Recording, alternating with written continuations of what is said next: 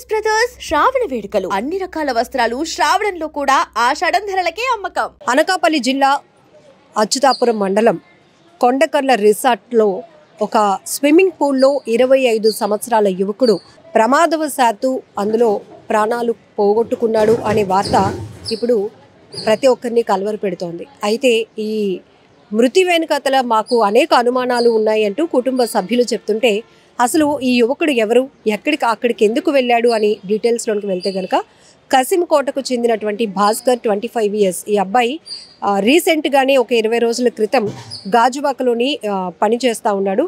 So అక్కడ పనిచేస్తున్నటువంటి 9 మంది యువకులు సెలవు కదా అని చెప్పేసి సరదాగా కొండకర్ల రిసార్ట్కి వెళ్ళారు. అక్కడ ఫుడ్ తిందాం, ఎంజాయ్ చేద్దాం, పూల్లో దిగుదామని ప్లాన్ చేసుకున్నారు, బాగా ఎంజాయ్ చేసి వద్దామని. అయితే అందరూ మిగతా 8 మంది అప్పటి వరకు ఆ పూల్లో దిగి ఆడి రూమ్కి వెళ్ళిపోతే లంచ్ చేద్దామని, ఈ అబ్బాయి మాత్రం నేను ఇంకా కాసేపు ఉండి వస్తాను అని చెప్పాడు అని ఎవరైతే ఈ అబ్బాయితో పాటు మిగతా ఫ్రెండ్స్ ఉన్నారో ఇదే అని వాళ్ళైతే చెప్తా ఉన్నారు. సో దీనిపైన కూడా కుటుంబ సభ్యులకి అనేక రకాల అనుమానాలు అయితే వ్యక్తమవుతున్నాయి. వెళ్ళిన 9 మంది ఒకరికొకరు రెస్పాన్సిబిలిటీ తీసుకొని మళ్ళీ అంతే జాగ్రత్తగా రావాలి, కానీ ఇలా 9 మందిలో ఒక్కరు మాత్రమే పూల్లో పడిపోయి ప్రాణాలు పోగొట్టుకున్నారు అని చెప్పి నాకు కడుపు కోత మిగిల్చారు అంటూ ఆ తల్లి కన్నీళ్లు పెట్టుకుంటుంది. మరొక వైపు ఏం జరిగింది అని ఫ్రెండ్స్ని అడిగే ప్రయత్నం చేస్తే అందరం ఇలా సరదాగా వెళ్ళాం, కానీ ఆ అబ్బాయి మాత్రం పూల్లో దిగాడు. అయితే పార్టీ అని చెప్పేసి వీళ్ళు ముందు డ్రింక్ కూడా చేశారు. ఆ డ్రింక్ మత్తులోనే అబ్బాయి పూల్లో మునిగిపోయి చనిపోయాడు. అయితే రిసార్ట్కు సంబంధించినటువంటి సిబ్బంది మమ్మల్ని అలర్ట్ చేసి మీతో వచ్చినటువంటి ఒక పర్సన్ ఆ పూల్లో మునిగిపోయాడు చూడండి అని చెప్పేటప్పటికి మేమంతా అలర్ట్ అయ్యి పూల్లోనికి దిగి తను బయటకు తీసినప్పటికీ కొన ఊపిరితో ఉన్నాడు. ఆ కంగారులో మేము ఫ్యామిలీ మెంబర్స్కి కూడా ఇన్ఫర్మేషన్ ఇవ్వకుండా నేరుగా అనకాపల్లి జిల్లా ఎన్టీఆర్ హాస్పిటల్కి ట్రీట్మెంట్ కోసం తీసుకొస్తూ ఉండగానే ఆ అబ్బాయి చనిపోయాడు అంటూ తనతో పాటు వెళ్ళినటువంటి ఫ్రెండ్స్ చెప్తున్నటువంటి వెర్షన్. మరొక వైపు కుటుంబ సభ్యులు అనుమానాలు వ్యక్తం చేస్తున్న అంశాలు ఏంటంటే, తన కొడుకు ఫస్ట్ తలుపులమ్మలోవ వీళ్ళందరూ వెళ్తాము అని చెప్పారమ్మా, కానీ ఇలా కొండకర్ల రిసార్ట్కి వెళ్తారు అని నాకు తెలీదు. అయితే నిన్న 4 గంటల ప్రాంతంలో ఫోన్ వచ్చింది, మీ అబ్బాయి చనిపోయాడు అని. ఎక్కడి నుంచి మాట్లాడుతున్నారు అంటే ఎన్టీఆర్ హాస్పిటల్ దగ్గర బాడీ ఉందని చెప్పి ఫ్రెండ్స్ ఫోన్ కట్ చేసేశారు. అయితే అక్కడే మాకు చాలా డౌట్స్ రేజ్ అయ్యాయి. సో ఆ తల్లి ఆశా వర్కర్గా పనిచేస్తోంది. ఆమె చాలా అమాయకురాలు, సింగిల్ పేరెంట్గా తన బిడ్డని పెంచుకుంటూ వచ్చింది ఇప్పటి వరకు కూడా. రీసెంట్గానే అబ్బాయికి కూడా జాబ్కి జాయిన్ అవ్వటం, అక్కడున్న టీంతో ఇలా సరదాగా బయటకు వెళ్ళి అక్కడ ప్రాణాలు పోగొట్టుకోవడంతో ఇప్పుడు ఆ తల్లి ఒంటరైపోయింది. అయితే ఆమెతో పనిచేస్తున్నటువంటి ఏఎన్ఎం ఒకరు మాత్రం మన ఐ డ్రీమ్ ఛానల్తో మాట్లాడుతూ చాలా డౌట్స్ అయితే ఎక్స్ప్రెస్ చేశారు. అక్కడ ఆ కొండకర్ల రిసార్ట్ దగ్గర ఏదైతే పూల్ దగ్గర ప్రమాదం జరిగింది అని ఫ్రెండ్స్ చెప్తున్నారో అక్కడ సీసీటీవీ ఫుటేజ్ కూడా మేము చూసినప్పుడు పూర్తిగా పూల్లో జరిగిన విషయం ఏది కవర్ అవ్వలేదు మేడం. కేవలం ఈ అబ్బాయి అటు ఇటు తిరుగుతున్న దృశ్యాలు మాత్రమే వాళ్ళు సీసీటీవీలో చూపిస్తున్నారు. తర్వాత అక్కడ పూల్ దగ్గర కూడా ఎవరు గార్డ్ కూడా లేరు. అక్కడ ఏమైనా ప్రమాదం జరిగితే వెంటనే ఇమీడియట్గా అలర్ట్ అవ్వటానికి కూడా అక్కడ ఎవరూ లేరు. బట్ మా అబ్బాయి మాత్రం, అంటే ఈమె మా ఫ్రెండు వాళ్ళ అబ్బాయి మాత్రం మునిగిపోయాడు. ఆ విషయాన్ని మాత్రమే ఫ్రెండ్స్ ద్వారా కాల్ వచ్చింది. అది కూడా వాళ్ళు అక్కడ సంఘటన జరిగిన చోట నుంచి కాకుండా ఇలా హాస్పిటల్కి తీసుకొచ్చిన తర్వాత మాకు కాల్ చేసి చెప్పారు. అయితే ఫ్రెండ్స్ నుంచే ఇంకా వాస్తవాలు రాబడితే బాగుంటుంది అనే కోణంలో కూడా పోలీసులకు మేము రిక్వెస్ట్ చేస్తున్నాం. ఆ దిశగా ఇన్వెస్టిగేషన్ చేయాలి, ఆ తల్లికి న్యాయం చేయాలి అని కూడా ఆ కుటుంబ సభ్యులైతే కోరుతున్నటువంటి పరిస్థితి. ఒకసారి ఈ ఘటనకు సంబంధించి కుటుంబ సభ్యులు ఏమంటున్నారు, ఈ అబ్బాయితో పాటు వెళ్ళినటువంటి ఫ్రెండ్స్ ఏమంటున్నారో మీరే చూడండి. ఏమైందండి రిసార్ట్ దగ్గర? ఏ రిసార్ట్ పేరేంటి? కొండకర్ల రిసార్ట్ అండి. రిసార్ట్కి వెళ్ళాం అందరం కూడా. దగ్గర 9 మంది వెళ్ళాం. ఆ కుర్రాడితో చనిపోయిన కుర్రాడితో 9 మంది వెళ్ళిన తర్వాత నార్మల్గానే అందరూ కూడా ఆటో కట్టించుకొని వెళ్ళాం. ఒక 2 పర్సన్ బండి మీద వచ్చారనమాట. గాజువాక నుంచి వెళ్ళామండి. అందరికి సెలవులు అని చెప్పేసి సరదాగా వెళ్ళాం.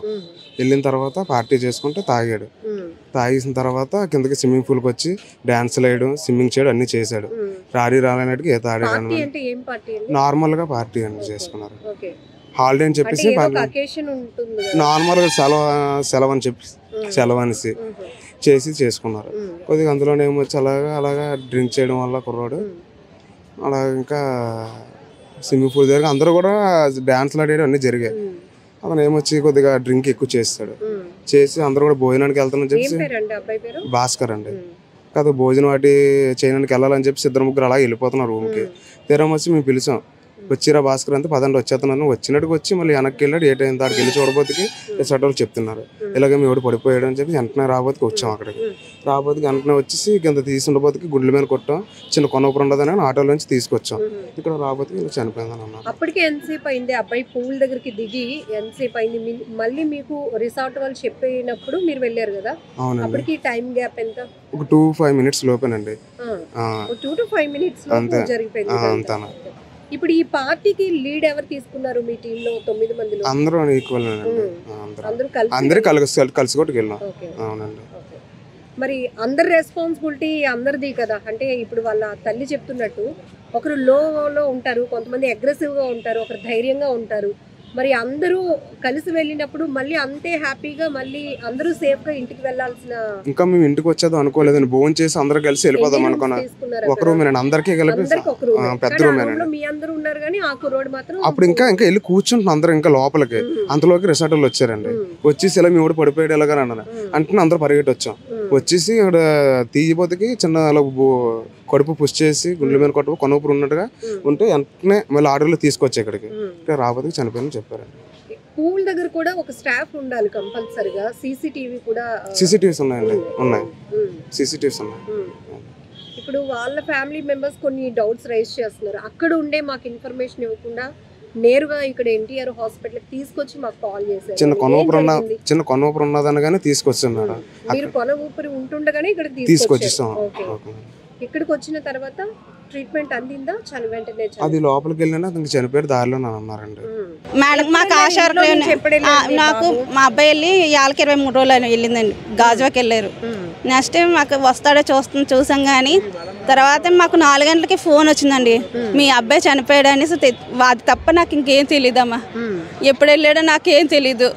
మీరే నాకు ఇది మా అక్క గబుక్కుమని ఈలో ఉన్నారు.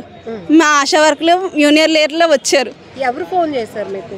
నాకు అలా కొట్టుకల్ వాండర్ ఫోన్ చేశాడు, మీ అబ్బాయి ఇలాగ చనిపోయాడు అనేసి. అక్కలు చేసి మాట్లాడారు. ఏంటైందని మా అక్కలు మాట్లాడారు ఆశా వర్కులు అందరూ. ఇలాగ మేము మీటింగ్ మాకు ఆశాడారు. నిన్న మీటింగ్ మాకు తెలిసి ఇలాగా అక్క మా అబ్బాయి చనిపోయాడు అంటే తీసుకుని అక్కే మాట్లాడింది.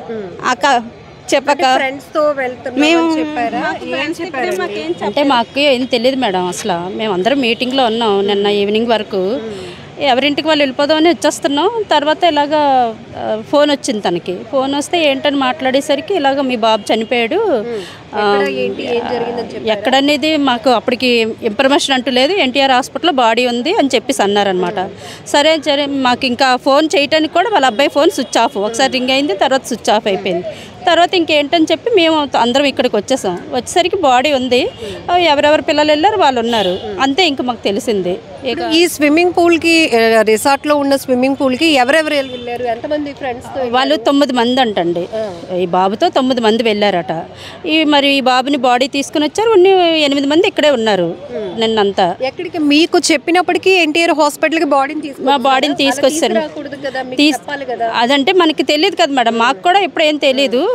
బాడీని అలాంటి ప్రమాదం జరిగినప్పుడు ఒక అబ్బాయి ఎవరైనా కావచ్చు ప్రాణాలు పోగొట్టుకున్నప్పుడు అక్కడున్న పరిస్థితిని ఇమ్మీడియట్ గా మీరు అక్కడికి వెళ్ళాలి. సంఘటనా స్థలం దగ్గరికి మీరు వెళ్లాల్సి ఉంటుంది.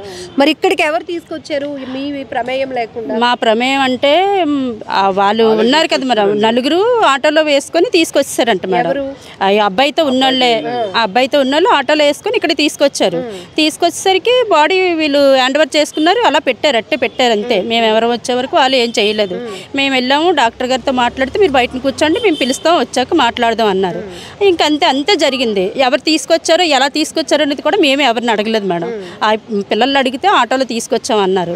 యాక్చువల్గా అయితే ఎక్కడ మనకి ప్రమాదం జరిగితే అక్కడికి వెళ్ళాలి మనం, కానీ అక్కడ ఉంటుండే వాళ్ళు మనకి ఇన్ఫర్మేషన్ చెప్పాలి. మనకి అక్కడ ఉంటుండే ఇన్ఫర్మేషన్ చెప్పలేదు. ఇక్కడికి వచ్చాక మనకి ఫోన్ చేశారు, మరి ఇక్కడికే వచ్చాం మేడం. ఫోన్ చేసి ఏం చెప్పారు వాళ్ళు? ఏమీ చెప్పలేదు మేడం, మీ అబ్బాయి చనిపోయాడు అని మాత్రమే చెప్పారు. అంటే ఎక్కడికి వెళ్ళారు అని అడగడానికి కూడా వెంటనే ఫోన్ ఆపేశారు వాళ్ళది. అంటే ఇప్పుడు ఒక వ్యక్తి ప్రాణాలు పోయాయి అంటే దానికి చాలా ఏదో బలమైన కారణం ఉంటుంది. ఇలా మీ అబ్బాయి చనిపోయాడు, మేము హాస్పిటల్కి తీసుకొచ్చాము అంటే మీకేం డౌట్స్ రాలేదు? డౌట్స్ అంటే వచ్చాయి మేడం. తను అడిగాం ఎక్కడికి వెళ్ళాడు ఏంటంటే, బాబు కసింకోటలో డ్యూటీ చేసి ఇవ్వడంటండి. అక్కడ నుంచి గాజువాక్ ఎక్కడికి పని చేయడానికి వెళ్ళారట. 23 రోజులు ఎంత అవుతుందంటే అక్కడే పని చేస్తున్నారట. వాళ్ళంతా కలిసి అక్కడికి వెళ్ళారనమాట, రిసార్ట్కి వెళ్ళారు. గాజువాక్లో చేస్తున్నాడంటండి. అక్కడ ఉన్న వాళ్ళంతా కలిసి రిసార్ట్కి వెళ్ళారంటండి, ఏదో పార్టీ ఏదో చేసుకోవడానికి దేనికి వెళ్తే అక్కడ నుంచి మనకి ఫోను అక్కడి నుంచి కూడా రాలేదు. మనకి ఎన్టీఆర్ హాస్పిటల్ దగ్గరికి వచ్చాకే ఫోన్ వచ్చింది. అప్పటికే బాడీ 2 గంటలకి చనిపోయింది అన్నట్టు వాళ్ళు చెప్పారు. మాకు 4 గంటలకు ఫోన్ వచ్చిందనమాట. 4 గంటలకు ఎప్పుడైతే ఫోన్ వచ్చిందో తను ఒక్కరితే ఉంది, తన చుట్టూ ఎవరు లేరు, మేమే ఉన్నాం. తను తీసుకొని మేము వచ్చేసాం. మీరు మరి ఫ్రెండ్స్ని నిలదీయలేదా? అడిగాం మేడం, అడిగాం. మరి అక్కడ చనిపోయింది కదా బాబు, ఎలా తీసుకొచ్చారు, మరి అలా తీసుకురావడం కూడా తీసుకురాకూడదు కదా, మరి ఫోన్ అది ఏదో అబ్బాయిదంటే ఫోన్ ఉందని ఫస్ట్ చెప్పారు, తర్వాత ఫోన్ కనిపించలేదని చెప్పారు. మళ్ళీ వేళ మార్నింగ్ ఏమో ఫోన్ ఇంటి దగ్గర ఉందని చెప్పారు. ఇంతే చెప్పారు. బాబు మీ అబ్బాయి అదే వాళ్ళ అబ్బాయి ఫోన్ మీ దగ్గరికి వచ్చిందా రాలేదా? ఇప్పుడు వచ్చిందంట మేడం, ఇప్పుడు ఇచ్చారు, ఉదయం ఇచ్చారనమాట. నిన్నంతా అడిగాము, నిన్నంతా లేదని ఒకసారి చెప్పారు, ఎక్కడో ఉండిపోయిందేమో తెలియదని చెప్పారు, ఒకసారి మా ఇంట్లో ఉందని చెప్పారు. మొత్తానికి వేళ ఉదయం తీసుకొచ్చి ఇచ్చారు మేడం. ఇన్ని రకాలుగా వాళ్ళు చెప్పిన మాటల్లో మీకు వచ్చిన డౌట్స్ ఏంటి?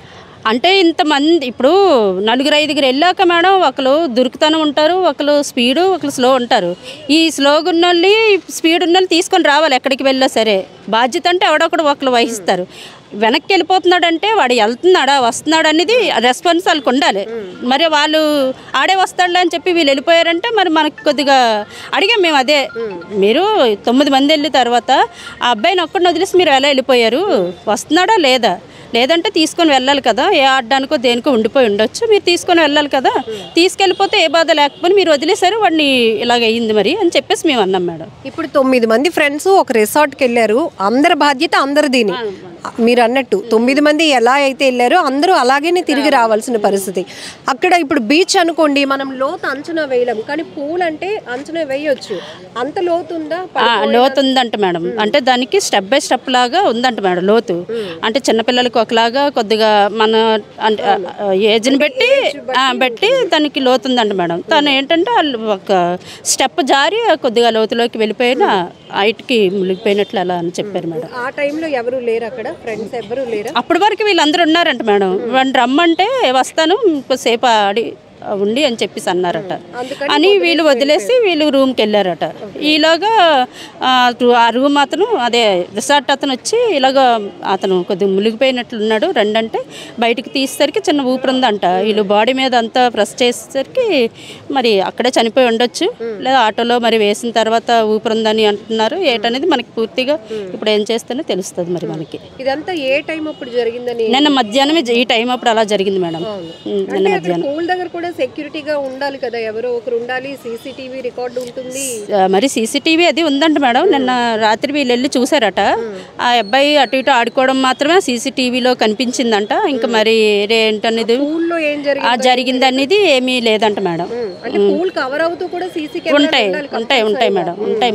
మరి అక్కడ అవి లేవన్నట్టు, అవి ఏం కనిపించలేదన్నట్టు చెప్పారు. మేము ఎవరం వెళ్ళలేదు, నైట్ వీళ్ళు వెళ్ళారనమాట చూడటానికి. కుటుంబ సభ్యులుగా పోలీసులకు మీరు ఏమైనా రిక్వెస్ట్ చేస్తున్నారమ్మా, మీకున్న అనుమానాల రీతిలో కేసులు ఇన్వెస్టిగేషన్ చేయాలి అని చెప్పి? అంటే అనుమానం అయితే ఉంది మేడం. ఇప్పుడు 9 మంది వెళ్ళారు, ఈ 9 మంది ఏంటనేది ఎవడు కరెక్ట్గా చెప్పట్లేదు. ఇప్పుడు పడిపోయాడా లేకపోతే ఎవడన్నా చేత్తో తోసాడా ఏంటనేది ఎవడో కరెక్ట్గా చెప్పట్లేదు. మనకి పూల్ రిసార్ట్ మేనేజ్మెంట్ పైన ఏమి యాక్షన్ తీసుకోమని అడగట్లేదా? అంటే అక్కడ వరకు అటు ఇటు తిరుగుతున్నదే కవర్ అయింది, పూల్ కవర్ అవ్వలేదు అంటే అతను కూడా రావాలి మేడం. ఇప్పుడు ఇంత జరిగిందంటే అతను కూడా ఇక్కడికి రావాలి, కానీ అతన్ని రప్పించటే అంత తనకి ఎవరు సపోర్ట్ ఎక్కువ లేరు మేడం. ఇప్పుడు ఏంటంటే ఎలా ఉంది, ఎక్కువ సపోర్ట్ ఉన్న వాళ్ళకి, బాగా రాజకీయం ఉన్న వాళ్ళకి అయితే ఈ పాటికి అందరూ పరిగెట్టి వస్తారు. ఇప్పుడు కొద్దిగా తక్కువ ఉన్న వాళ్ళకి ఏంటి ఎవరు పట్టించుకోరు అనమాట. తన వెనకతల అమాయకత్వం, తన వెనకతలు కూడా ఫుల్ సెక్యూరిటీ అది ఏమి లేదు. దానివల్ల ఏంటంటే ఒక్క బాబే, భర్త కూడా లేడు, వాడు కూడా వదిలేశాడు. వాడు లేడు, రమ్మంటే వాడు రానన్నాడు.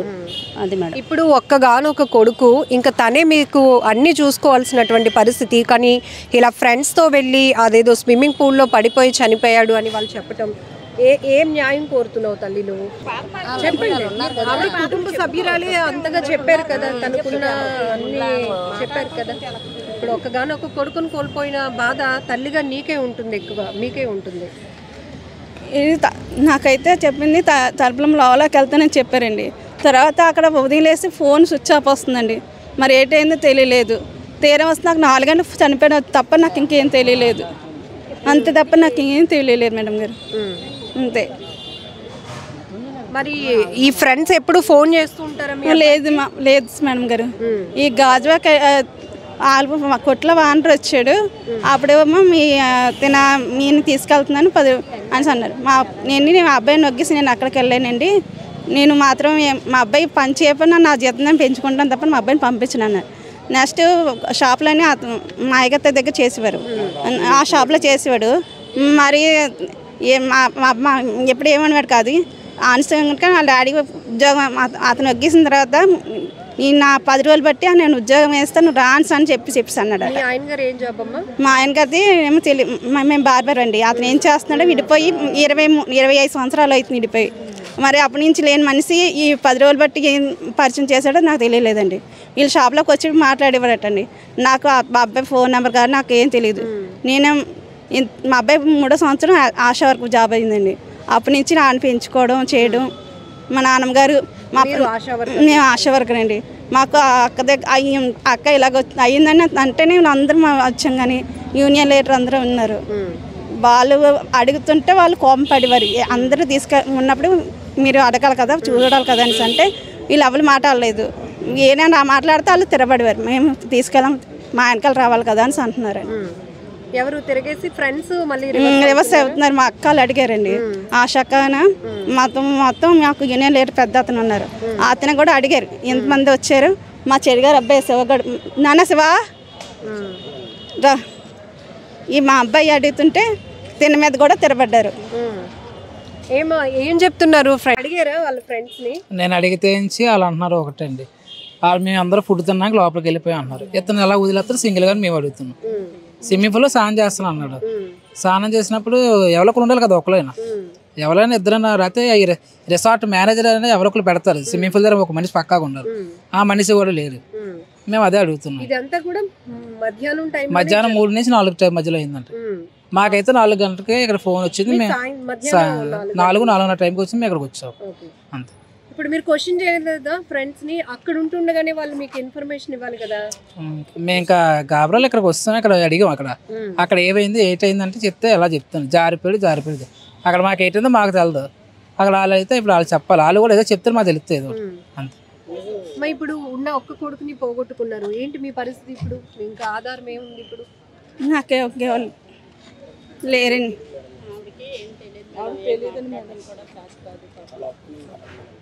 కానీ మనకి ఏం మాట్లాడడం రాదండి. మా అక్క అండి అందువల్ల మాకు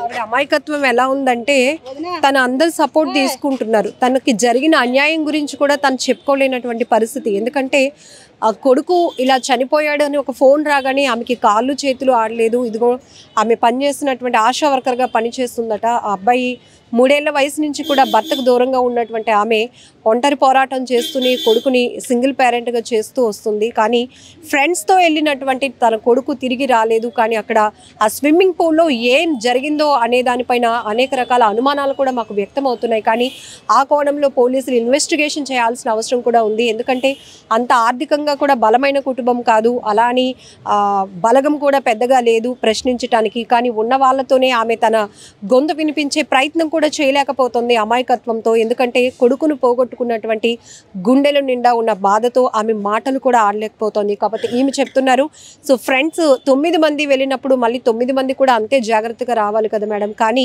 అలాంటి రెస్పాన్సిబిలిటీ లేకుండా మళ్ళీ మేము ప్రశ్నిస్తుంటే తిరిగి వాళ్ళు మా పైనే కలబడే ప్రయత్నం చేస్తూ ఉన్నారు. అక్కడ ఏం జరిగింది అనేది ఫ్రెండ్స్ నుంచి ఇన్ఫర్మేషన్ పోలీసులు తీసుకోవాలి. ఆ తల్లికి న్యాయం చేయాలి అనేది ఈ కుటుంబ సభ్యులైతే డిమాండ్ చేస్తున్నారు. ఫ్రెండ్స్తో సరదాగా బయటకు వెళ్ళడము తప్పు కాదు, కాస్త ఎంజాయ్ చేసి వద్దాము అనుకోవడం కూడా అంతకంటే తప్పు కాదు. కానీ ఆ సరదా వెనకాతల జరుగుతున్న ప్రమాదాలే ప్రతి ఒక్కరూ చాలా జాగ్రత్తగా ఉండాల్సిన అవసరం ఉంది. అయితే ఈ మధ్య అనేక ప్రాంతాల్లో జరుగుతున్న పూల్ ప్రమాదాలు చాలా మిస్టీరియస్గా అనిపిస్తూ ఉంటాయి. అంతు చిక్కనటువంటి కోణాల్లో అక్కడ ప్రమాదాలు జరుగుతున్న తీరు కానీ మనుషులు ప్రాణాలు పోగొట్టుకున్న పరిస్థితులు కూడా మనకు కనబడుతున్నాయి. ఇక్కడ కూడా ఫ్రెండ్స్ 9 మంది వెళ్ళారు. 9 మంది ఒకరిది ఇంకొకరిది బాధ్యత. అంటే 9 మంది ఎంతైతే హ్యాపీగా ఎంజాయ్ చేద్దామని ఒక ప్లానింగ్తో వెళ్ళారో, ఎంజాయ్ చేద్దామని మూడ్తో వెళ్ళారో, తిరిగి కూడా అంతే కేర్గా 9 మంది ఒకరికొకరు రెస్పాన్సిబిలిటీ తీసుకొని రావాల్సిన పరిస్థితి ఉంది. ఇక్కడ ఎవరు నష్టపోయారు అంటే ఎంజాయ్ చేయడానికి వెళ్ళిన వాళ్ళు బాగానే ఉన్నారు, కానీ ఒక కొడుకు, ఒక్కగానొక కొడుకును పోగొట్టుకున్నటువంటి ఆ తల్లి బాధ వర్ణనాతీతం. ఆమె అమాయకత్వం వల్ల కనీసం తనకు జరిగిన నష్టాన్ని కూడా, అన్యాయాన్ని గురించి కూడా చెప్పుకోలేకపోతుంది. బంధువుల ద్వారా చెప్పుకునే ప్రయత్నం చేస్తోంది. ఇది ఈ తల్లి ఒక్కరి బాధే కాదు, చాలామంది బిడ్డల్ని కోల్పోతున్నటువంటి ఆ తల్లిదండ్రుల బాధ అని కూడా చెప్పాలి. ఎందుకంటే ఫ్రెండ్స్తో వెళ్ళారు, అక్కడ ఏదో ప్రమాదం జరుగుతుంది, తమ పిల్లలు ప్రాణాలు పోగొట్టుకుంటారు. ఎవరిని నిందించాలి అంటే దేవుడి మీదే భారం వేయడం తప్ప ఎవరిని నిందించలేని పరిస్థితి. ప్రమాదాలు ఎలా జరిగాయి అంటే ఎక్కడికక్కడ క్లారిటీ కూడా ఉండదు. అందరం సరదాగా వెళ్ళాం, అందరం సరదాగా గడిపాం, కానీ ఇంతలోనే ఇలా ప్రమాదం జరిగింది, మీ అబ్బాయి చనిపోయాడు, లేకపోతే మీ అమ్మాయి చనిపోయింది. ఆ ఒక్క మాట, ఆ ఒక్క స్టేట్మెంట్ ఎంత బాధ పెడుతుంది, ఆ కుటుంబానికి తీరని లోటుగా మారిపోతుందని చెప్పొచ్చు. సో ఈ ఘటనలో కూడా మరి అంతు చిక్కని అనుమానాలు కూడా చాలానే ఉన్నప్పటికీ కూడా పోలీసులు ఆ కోణంలో దర్యాప్తు కొనసాగించి ఈ అబ్బాయి భాస్కర్ అనే 25 ఏళ్ల యువకుడు ఈ కొండకర్ల రిసార్ట్లోని పూల్లో ఎలా మృతి చెందాడు, కారణం ఏంటి అనే దానిపైన ఒక స్పష్టత ఇవ్వాల్సినటువంటి అవసరం కూడా చాలానే ఉంది.